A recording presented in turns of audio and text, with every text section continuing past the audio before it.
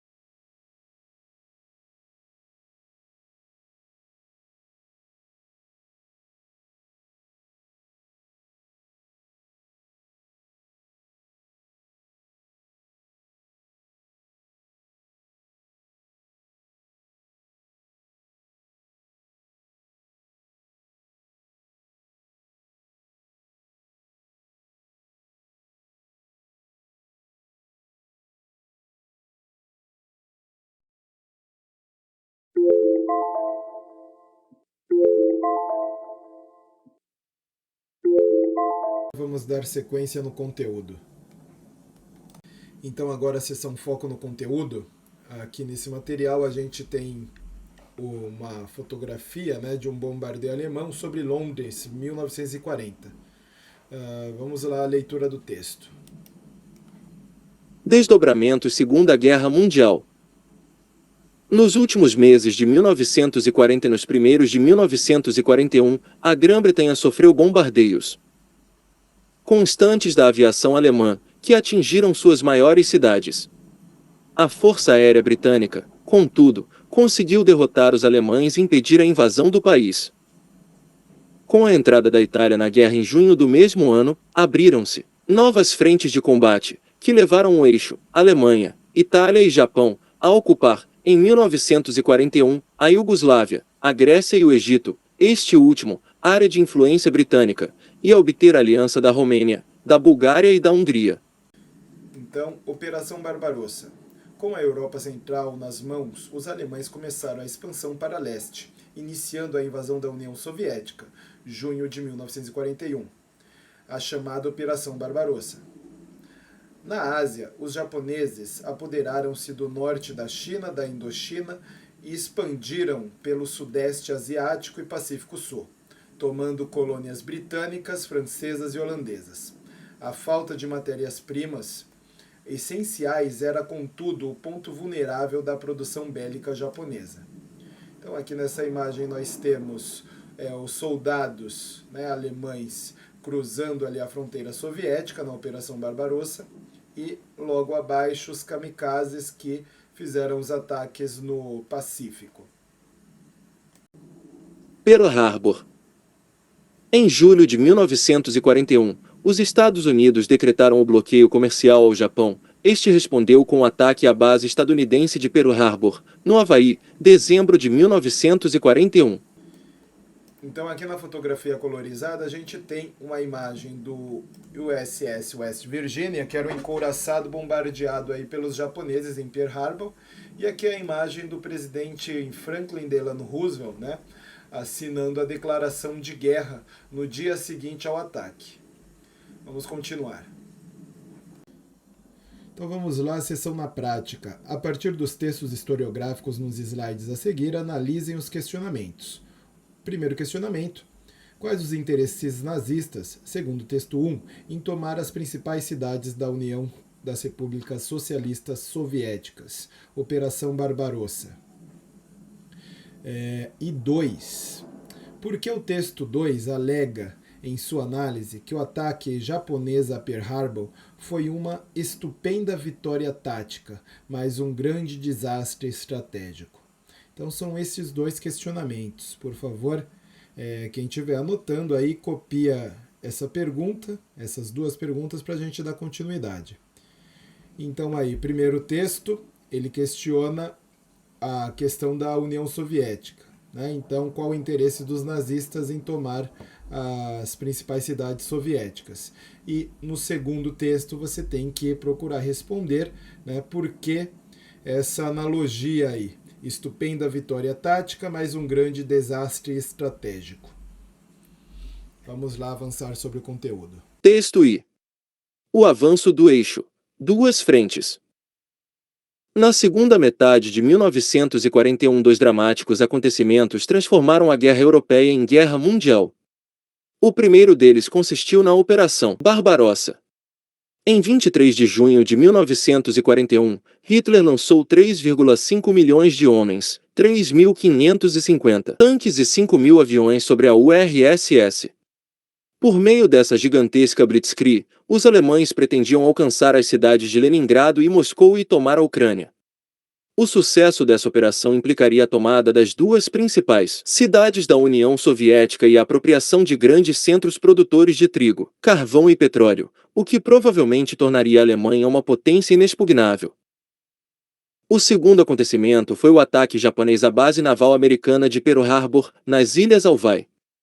A guerra contra a União Soviética era, simultaneamente, uma peça-chave da ideologia nazista e um objetivo geopolítico central. Os generais alemães advertiram Hitler da inconveniência de ampliar a guerra para duas frentes. Texto segundo. O ataque japonês a Pearl Harbor. O ataque japonês a Pearl Harbor foi uma estupenda vitória tática, mas um grande desastre estratégico. O Japão atacou os Estados Unidos em grande medida porque não poderia continuar sofrendo os embargos de combustíveis e outros materiais estratégicos impostos pelo governo americano. Ao mesmo tempo, esperava afastar os Estados Unidos do domínio que exerciam, por exemplo, nas Filipinas. Em outras palavras, o Japão moderno, que se formou na segunda metade do século XIX, buscava fontes de matérias-primas para suas indústrias e entrou em choque direto com os Estados Unidos, que tinham grandes interesses nas mesmas áreas procuradas pelos japoneses. Eliminando a presença dos Estados Unidos, os japoneses teriam caminho aberto às ricas colônias holandesas e britânicas daquela região da Ásia. Contudo, o risco era muito grande. Como havia declarado o almirante Yamamoto, os Estados Unidos dispunham de fontes de recursos naturais quase inesgotáveis em seu próprio território e poderiam suportar um conflito duradouro. Bom, então basicamente o texto 1 ele diz que dividir um exército que lutava só no oeste em duas frentes de batalha, colocar esse exército para lutar também a leste contra a União Soviética foi um erro. E piora tudo isso quando você tem a frente oeste fortalecida pelos Estados Unidos, que entram no combate após o ataque japonês. E aqui no texto 2, você fala de vitória tática e desastre estratégico. Então o almirante aqui, o Yamamoto, ele vai falar, ó, os Estados Unidos têm recursos naturais inesgotáveis, você tem ali um território bastante industrializado, que teria condições de lutar de uma forma bastante longeva nesse conflito. Recursos esses que para o Japão era mais escasso. Tá? Então ele fala, ó, legal, uma vitória tática, mas foi um desastre. No final das contas, do decorrer da guerra, vai se demonstrar mesmo que foi um desastre estratégico. Tá? Então vamos à correção propriamente posta por esse material. Né? Então o que o material aqui está dizendo?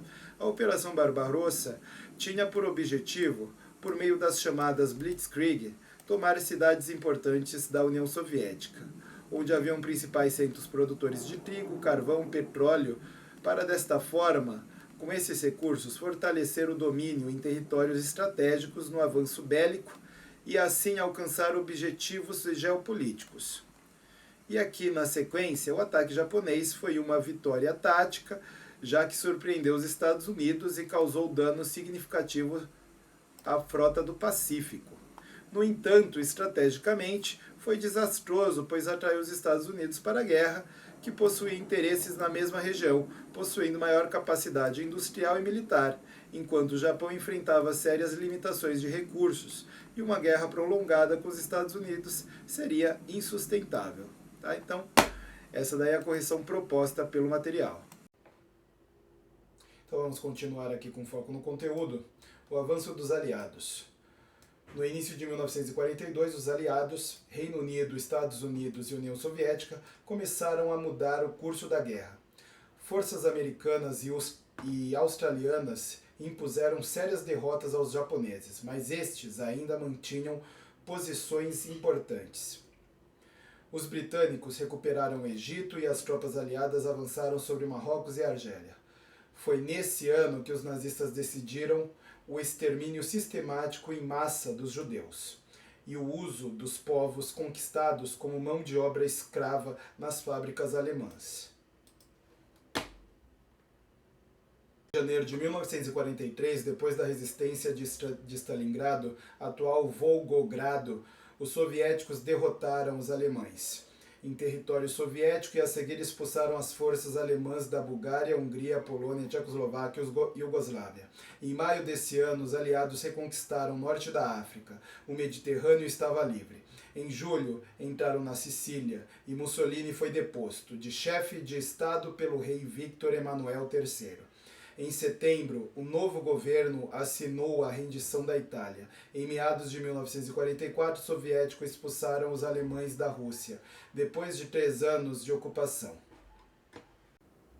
No dia 6 de junho de 1944, os aliados desembarcaram na Normandia, na operação conhecida como Dia D, iniciando a libertação da França. No final de agosto, Paris estava livre. O passo seguinte foi invadir a Alemanha. Forças soviéticas, do lado oriental, e tropas americanas, do lado ocidental, avançaram sobre a Alemanha e, em 2 de maio de 1945, tomaram Berlim. Seguiu-se a rendição das tropas nazistas na Itália, Áustria, Dinamarca e Holanda.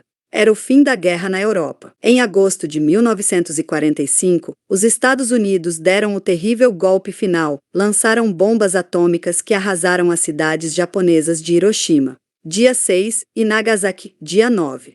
No dia 2 de setembro, o Japão capitulou.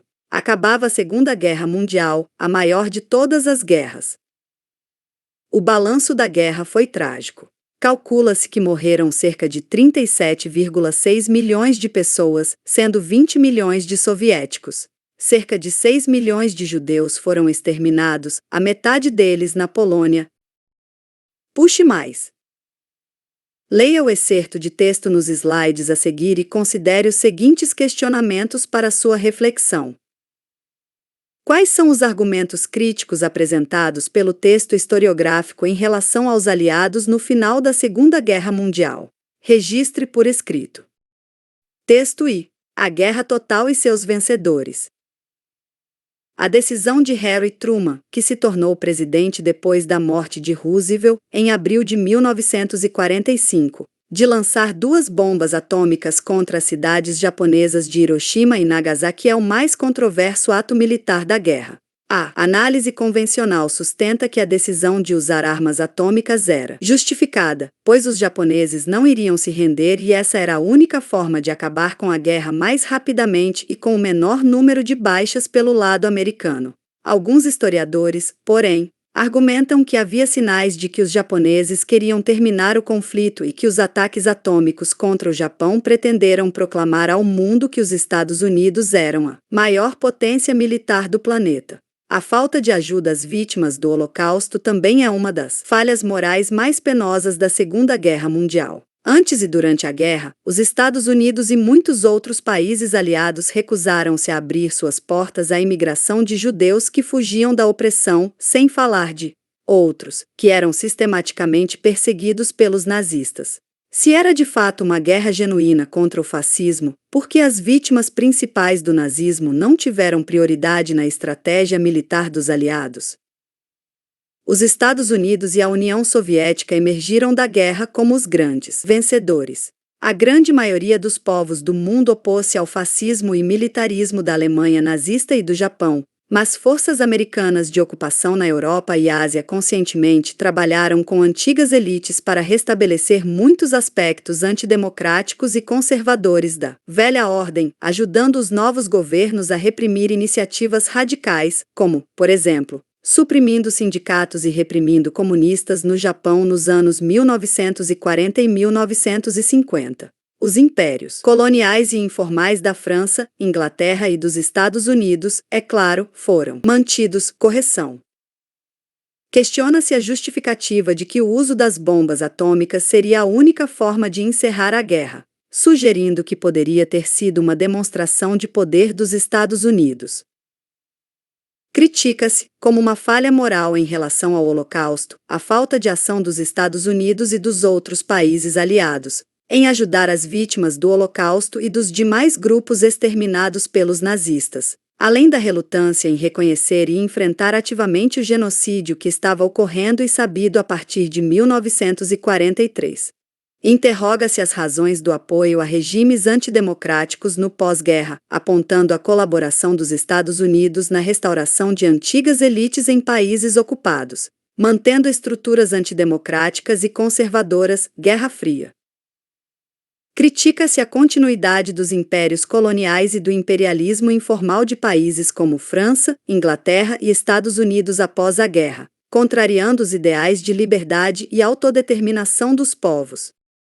Filmes, animações, HQS e outras formas de entretenimento tornaram-se, durante a guerra, instrumentos de propaganda antifascista. O próprio presidente Franklin D. Roosevelt deu instruções precisas no sentido de desenvolver um cinema que glorificasse o justo direito e os valores americanos. Assista ao vídeo produzido por Walt Disney e analise quais seriam, no caso específico da animação O Espírito de 1943, os valores expressos para os cidadãos estadunidenses. Bom, então na seção Aplicando, vocês podem assistir o vídeo O Espírito de 1943. Aqui tem o QR Code, está disponibilizado lá no YouTube, tá bom? A proposta aqui é que vocês verifiquem como esse vídeo produzido ele vai expressar ali valores estadunidenses, valores do cidadão estadunidense. Então era comum o investimento aí no cinema, na mídia em si, mídia da época, para angariar o apoio da população. Principalmente fazer a população aí tolerar pagamento de impostos que em alguns momentos até se elevaram e foram investidos aí na questão bélica, na questão de armar os Estados Unidos para enfrentar esse conflito aí, essa guerra mundial, tá bom? Mas vamos finalizando por aqui. Então, temos aqui a sessão que aprendemos hoje. Analisamos as estratégias de dupla frente do eixo e os interesses econômicos e geopolíticos nas regiões. Compreendemos os interesses econômicos e estratégicos das grandes potências aliadas e os desdobramentos do conflito que levou os Estados Unidos e a União Soviética a grandes potências mundiais.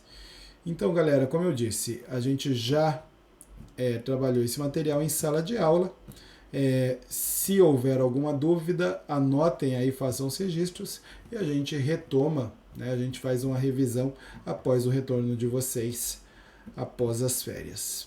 Então, boas férias a todos. Tchau, tchau. Até mais. Até breve.